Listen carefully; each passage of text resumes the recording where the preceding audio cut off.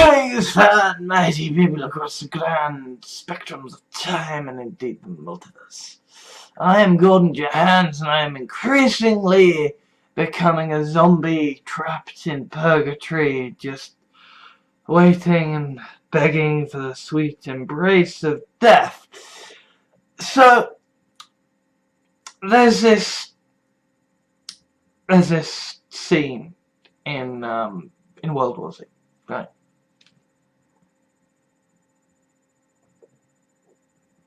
World War Z is the book about zombies.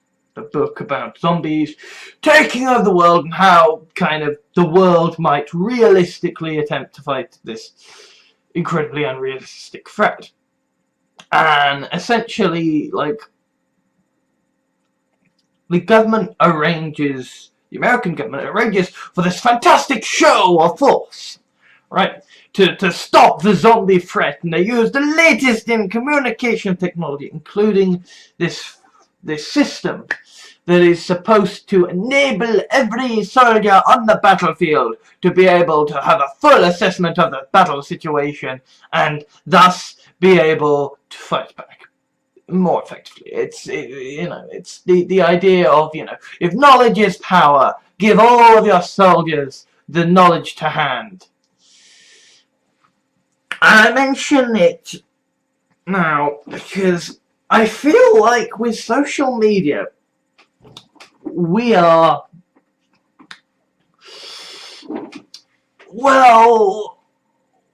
like those soldiers in the Battle of Yonkers, and we've got all of our fancy high-tech gear headsets on, and we can see the zombie horde right ahead, and we're leveling our guns, but we can also see them approaching our friends, our comrades. We can hear our friends and comrades crying out in terror. We can hear them getting eaten alive. And there is this wave of hysteria approaching. And it's going to destroy us. Or at least it could do. And if you are, incidentally, a Nazi or a zombie in this analogy, and you are squealing your tiny little pants because, oh my god, you've admitted you're going to lose. No, guys, the point of World War Z is that after the Battle of Yonkers, after many, many sacrifices and hardships, humanity retakes the world from the zombies. And it's not pleasant, and it's not pretty, and there are consequences for the environment, for civilization, but they fight back and they win. And so I'm not saying this as we're being overrun by zombies. I'm saying this in we are making the mistake of thinking that more information will help us when it's not going to. Okay. Now, I absolutely understand, like, if you are in America and you need to know what your state is up to, because if your governors, if your congressmen, if your senators are going to play a part in some horrible piece of action, you need to be able to step up and do your bit to convince them to stop doing it. But I'm an English guy, right? There is nothing I can do.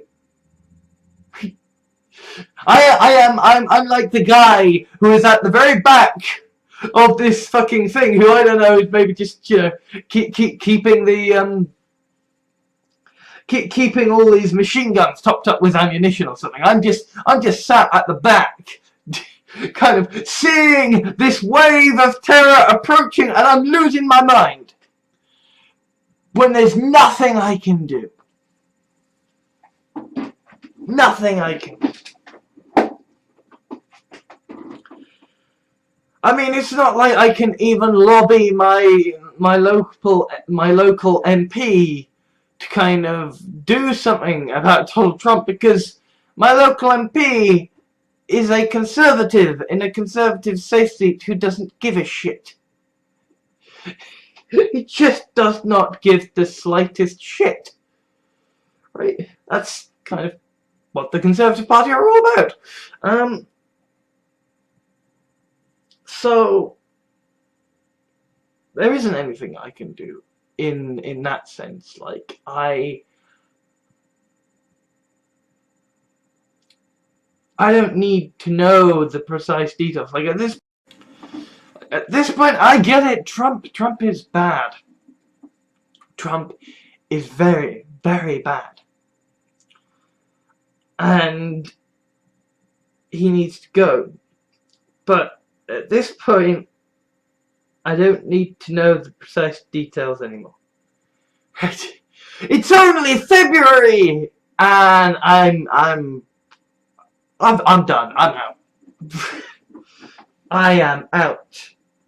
I don't need to know anymore. And I know this is the point. This is what they're saying is, well, we're gonna saturate the market with horrible shit so that people will stop caring. But the thing is that, like, if the zombie horde is approaching, you don't need every single one of your soldiers to know what's going on. You don't need everybody to see the approaching wave of terror. You just need them to be able to do their jobs, to take out the opposition. And so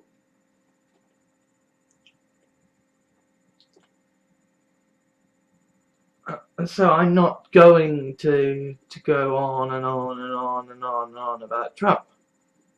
Right? The moment he actually starts committing genocide, the moment that he actually invades another country, you know, then I'm gonna let you guys know. Isn't it amazing how, like, we get, like, at first it was, he's not going to be the Republican nomination, so we're not going to cover it until he, succeeds in getting the Republican nomination.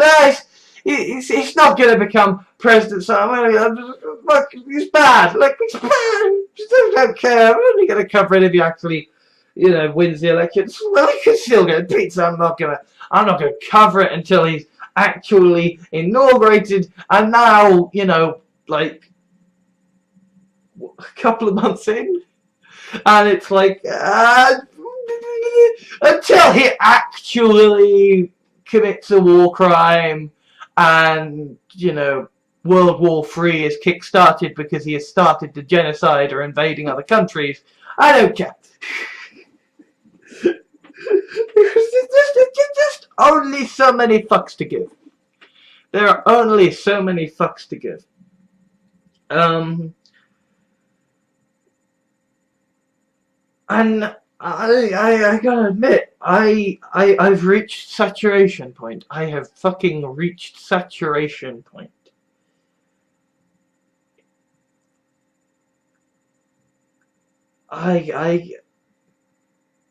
Yeah, I can't do any more. I need to disconnect. I need to focus on the pretty things. And also, like, so much of my generation is about caring, giving a fuck. But I need escapism now. And, like,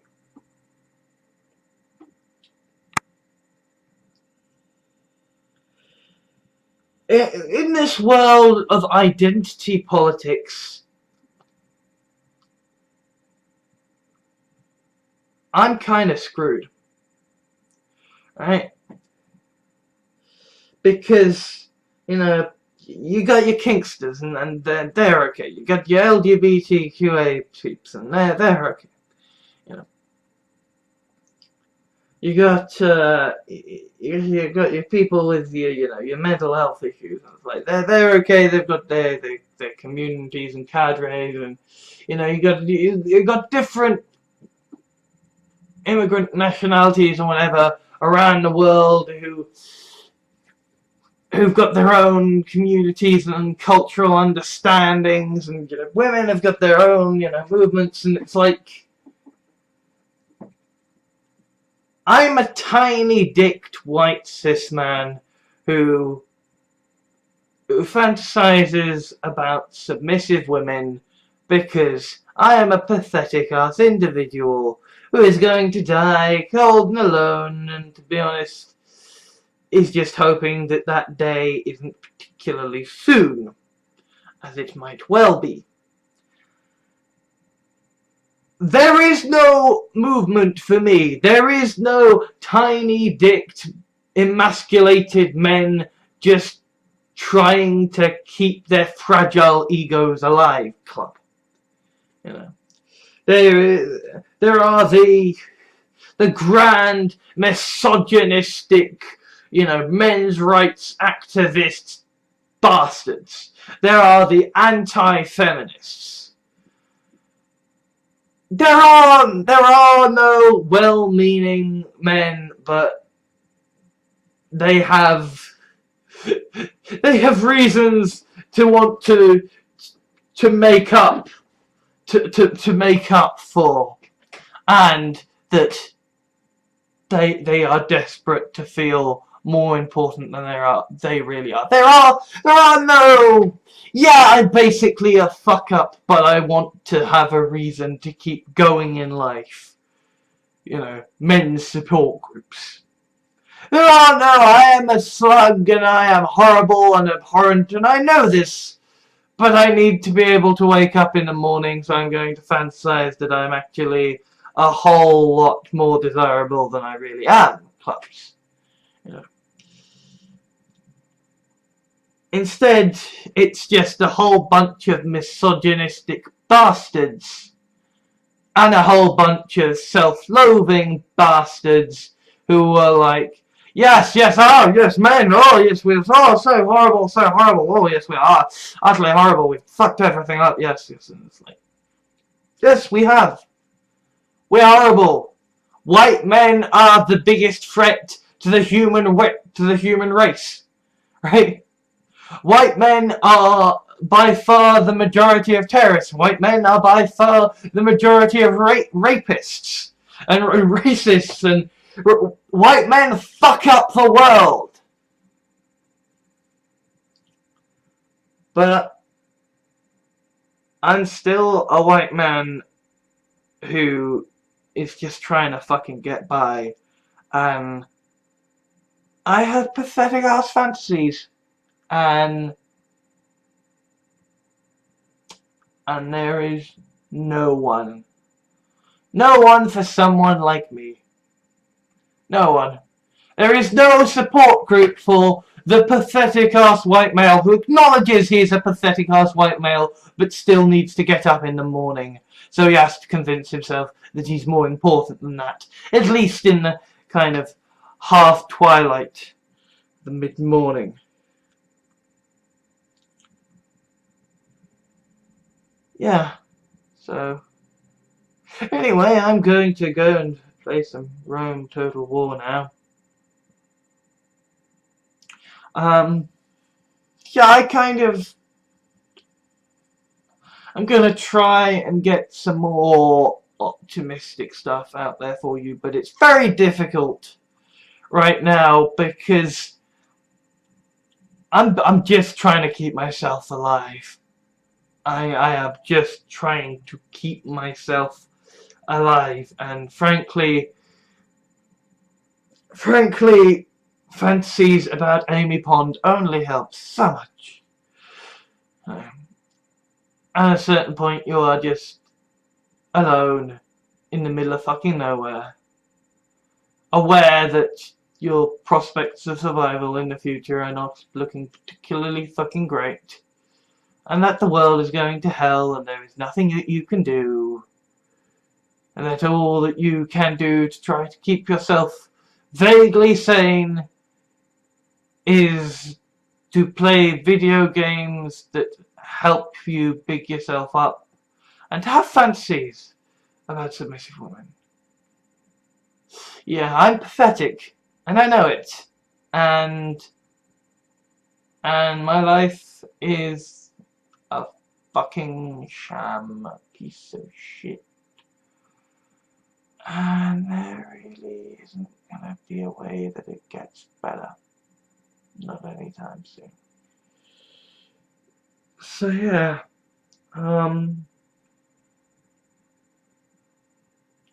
meant this to be a lot more optimistic than it has actually been, but I suppose best wills of mice and men. See you! Thank you to all my Patreons at patreon.com for helping to make videos like this possible. If you wish to leave a like or dislike to rate the video for my analytics, that would be much appreciated. Comments are always welcome, though be aware that they will be moderated before being published, so please be civil. If you liked this video, please consider adding it to your favourites, sharing it to your friends, or subscribing. If you wish to help me out, or my channels, please consider whitelisting my videos in your adblock software, subscribing for monthly donations through Patreon, or giving a small one-off donation. Alternatively, I have a Steam wishlist for games I would consider Let's Playing or streaming, so if you would like to see me broken before the Dark Souls altar, or just happen to have gotten a duplicate of a game in a humble bundle, then you know what to do. I also have an official Facebook fan page, Twitter account, Tumblr, Reddit and blog, so you can stay up to date with all of my videos, blog articles and the things I care about. Links are in the video description. Thank you for taking the time to watch this video. I think that all that now needs to be said is ban all guns, institute universal basic income now, and ensure government is elected by proportional representation. Oh, and also fuck the racists and fuck the alt-right.